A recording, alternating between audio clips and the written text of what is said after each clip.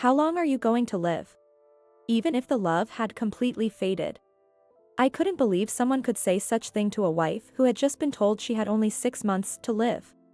I was beyond angry and shocked, utterly dismayed. What?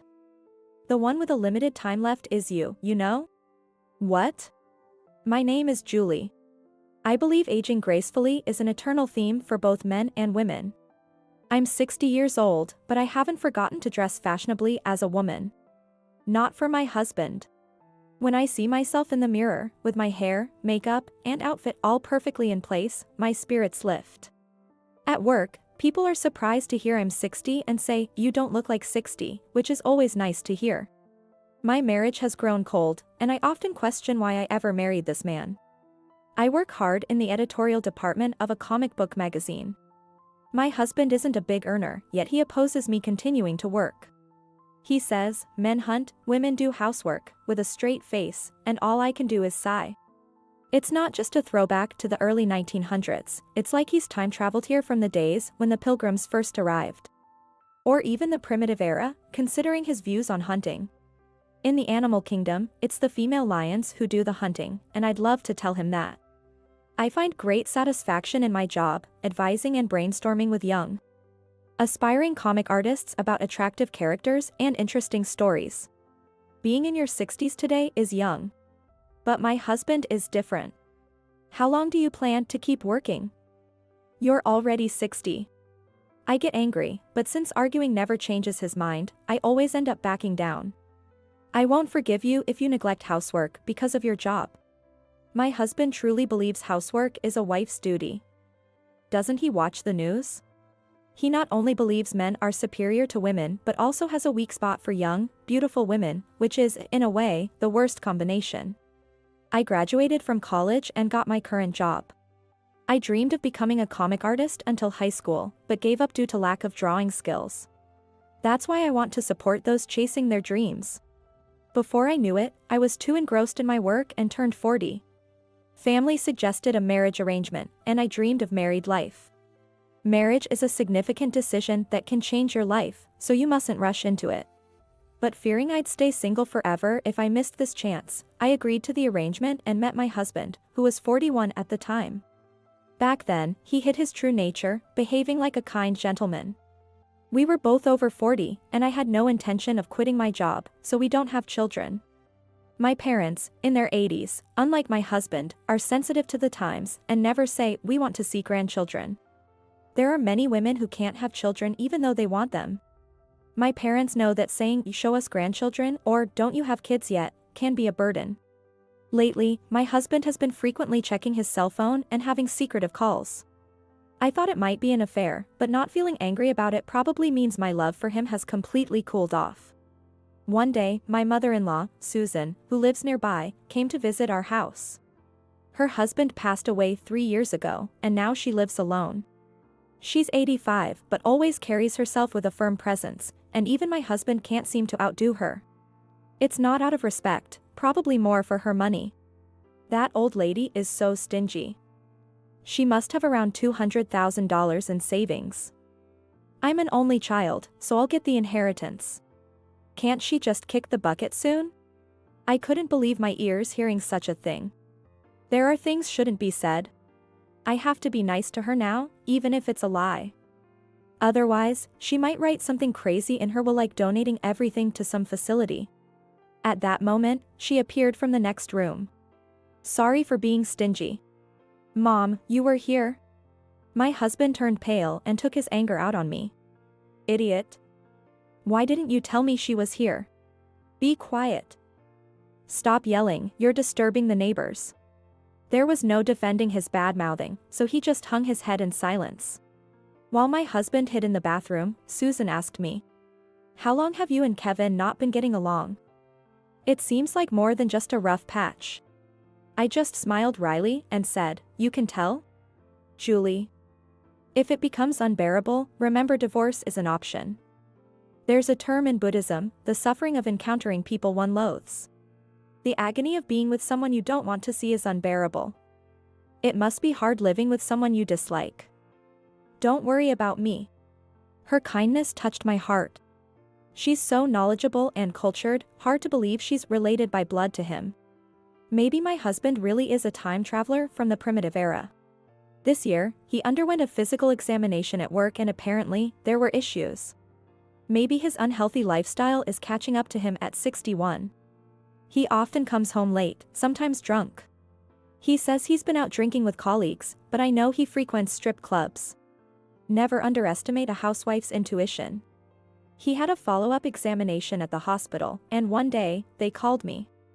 The doctor said, "Before telling your husband, there's something I'd like to discuss with you." It felt like a scene from a TV drama, and I had a bad feeling. Hearing the doctor's words at the hospital, I was shocked. 6 months to live? Hearing my husband only had 6 months left, a whirlwind of emotions hit me. Surprised at my lack of shock, feeling a bit sorry for him, and even a sense of relief, which made me feel heartless. A normal wife would be devastated to hear her husband has only 6 months left, but there I was, almost acting. Could there be a mistake? Please be prepared.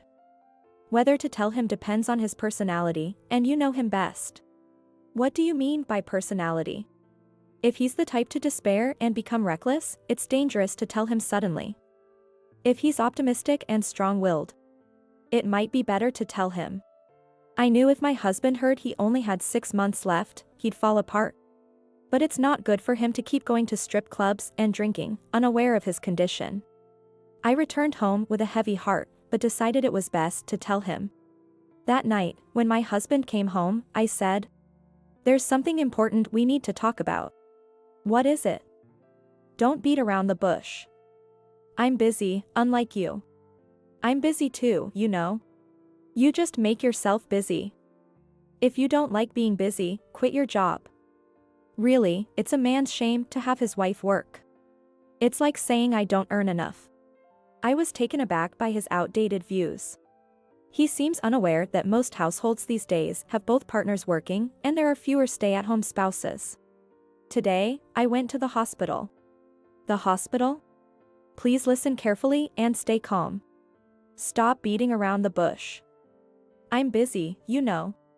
I was so frustrated, I blurted it out. "There's only 6 months left to live." My husband looked at me seriously for a few seconds, then inexplicably laughed and hurriedly covered his mouth. 6 months left to live? Yes. Calm down, and don't despair. Idiot, who's going to despair? Don't flatter yourself, don't underestimate me. His response was odd, maybe he was shocked. Well, it's like reaping what you sow, maybe due to bad behavior all this time. I was surprised he was aware of it. That's why you should cut down on drinking. Shut up. Drinking is part of a man's job. You women think it's all fun and games. I'll continue going out to drink. You better stop. Come straight home after work. Then he smiled broadly. Wait, don't tell me, you want more time together because there's only 6 months left? I couldn't dream of such a thing, but I reluctantly played the part of a good wife. Of course, I want more time, just the two of us. Don't be stupid, I'm not that free. Darling. He interrupted me as I tried to have a serious conversation. Enough, this conversation is over, we're done. Time is money, and I can't afford to waste it with you. I couldn't believe he could say such hurtful things so casually. But maybe it was his way of dealing with the shock, so I didn't say anything more. Worried he might be upset, I peeked into his study. He was talking to someone on the phone. Miley, I shouldn't say it's good news, but my wife was told today at the hospital. She has 6 months left to live. I didn't ask for the disease. But given it's about life expectancy, it must be terminal cancer or something. I was initially confused about what he was saying. Just bear it for half a year. There's life insurance, and my mom is 85, so her time is probably coming soon. Once my wife is gone, Miley, let's live together. I want to start my life over. I was shocked. My husband was terribly mistaken. But hearing his conversation with this Miley woman, my anger reached its peak. I couldn't bring myself to tell him the truth. There's a limit to how much you can mock someone. His words about his own mother were unforgivable. In a chilling voice, I muttered to myself. So, live with your misunderstanding. Though it'll only be for half a year. Since I told him about the life expectancy, there were many days when he didn't come home at all. He even lies about being on business trips when he's actually going on vacation. It's shocking. He started dressing flashily, buying expensive watches, and seems to be splurging daily. He's been buying a lot of gifts too. He's not wealthy. Maybe he's counting on the insurance money after I'm gone. That's the end of him as a person. 3 months have passed since the life expectancy announcement. Seeing my husband looking pale, I asked him, "Are you feeling unwell?" "Recently, I've been feeling lethargic and get tired easily. I even get out of breath just climbing the stairs at the station. Maybe it's just my age. You should cut back on alcohol." "Shut up. I've told you, drinking is part of my job for entertaining clients. If you can only say depressing things, then just drop dead." I was furious but deliberately chose not to argue back. A nagging woman is the worst. You and that old hag should both drop dead. Susan was standing right behind my husband when he said that. "Old hag, are you referring to me?" "Whoa, you scared me." My husband glared at me menacingly, but Susan asked him again. "Are you talking about me?" "Of course not, I've never called you an old hag. There's this annoying boss at my company named Jack." "Jack, huh?" My husband couldn't face Susan's suspicious gaze and looked down. He seemed annoyed that I hadn't told him about Susan's presence, and he left for somewhere. 4 months have passed since the life expectancy announcement. My husband coughs more frequently, takes more sick days from work, and, although he used to have high blood pressure, it's low now. He gets dizzy from low blood pressure and almost fell down the stairs once. It amazes me that he still goes on his business trips. Is he choosing to spend his final moments not with his wife, but with his mistress? However, the idea of him playing around with his mistress, thinking his wife only has a few months to live, makes me lose all sympathy for him. He complains of cold hands and feet even on warm days, and says he's in pain everywhere. If you're not feeling well, you should decline the business trips. Don't meddle in my work matters. The trips are my only pleasure. I mean, they are important tasks that only I can do. Should I call your office and ask your boss to excuse you from the trips? Predictably, my husband exploded in anger. If you dare do that, I'll never forgive you. I struggled to suppress a laugh. I felt pity for my self-inflicted husband but was torn about telling Susan the truth. She has been kind to me since the beginning of the marriage. Just then, there was an unexpected visitor. It was a young woman I had never seen before. "May I help you?" "My name is Miley." "Nice to meet you." Miley, could she be my husband's mistress? Boldly coming to my house, I instinctively braced myself. I'll get straight to the point. Please release Kevin, your husband, from this marriage. Release? I was genuinely surprised during our conversation. Even from a woman's perspective, Miley was astonishingly beautiful, delicate, well-styled, and had an excellent sense of fashion. I couldn't understand why such an attractive woman would be involved with my husband. He's not wealthy, so it couldn't be for his money. And it surely couldn't be true love. So, was this some kind of scam? Kevin is suffering, and I think it's stress-related. Could you please divorce him? I replied with a wry smile to her audacious request. What you're doing is against the law.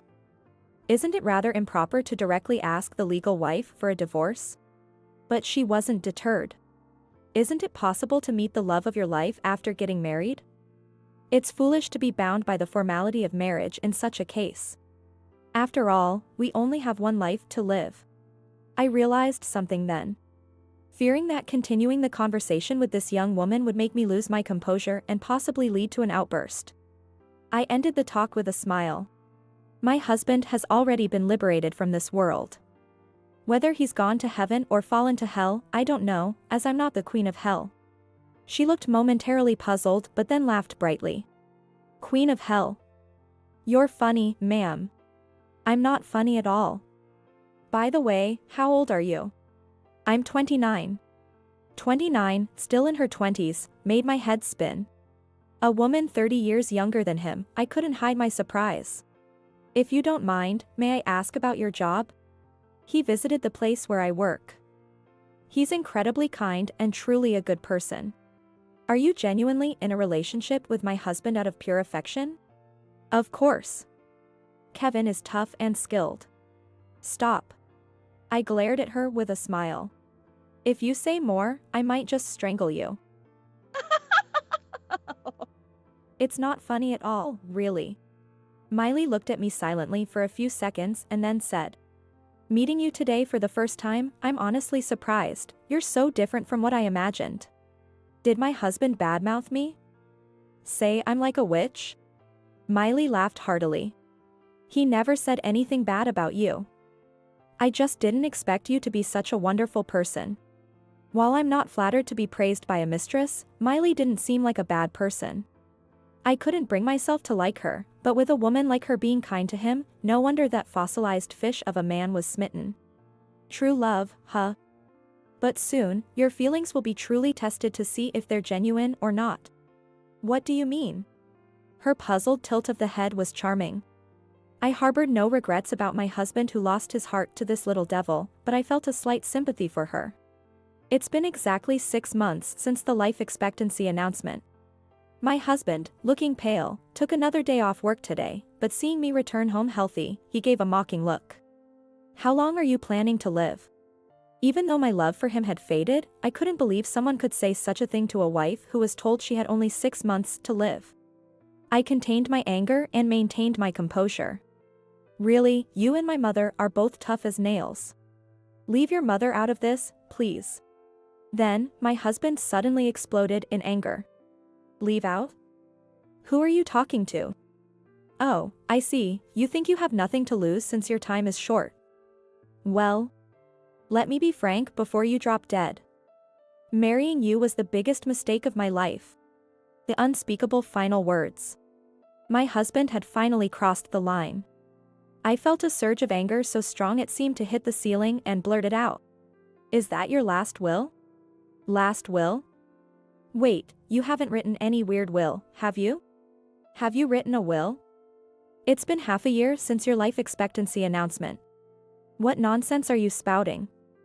The life expectancy is yours.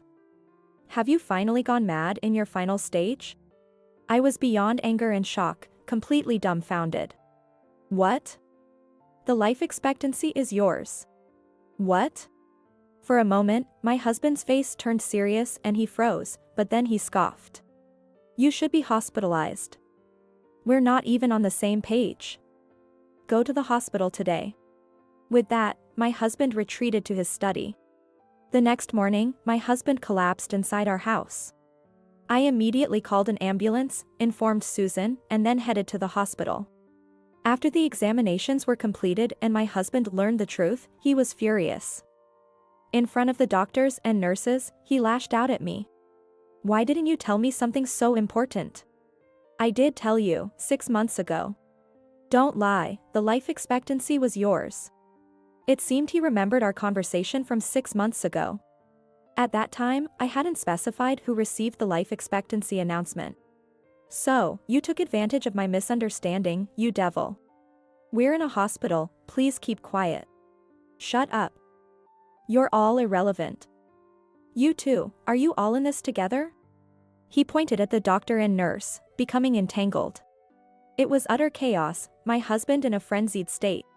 That's enough, I won't stay in a hospital that sets me up like this. I'll be assassinated. You're overreacting. Shut up, I can't trust any of you. He brushed off the nurse's attempt to restrain him and stormed out of the ward. I had no intention of stopping him.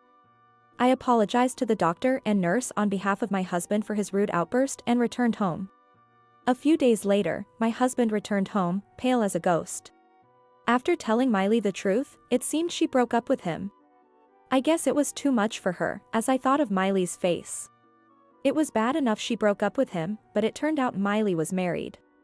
It's not uncommon for girls from the strip club to lie about being single, even though they're married.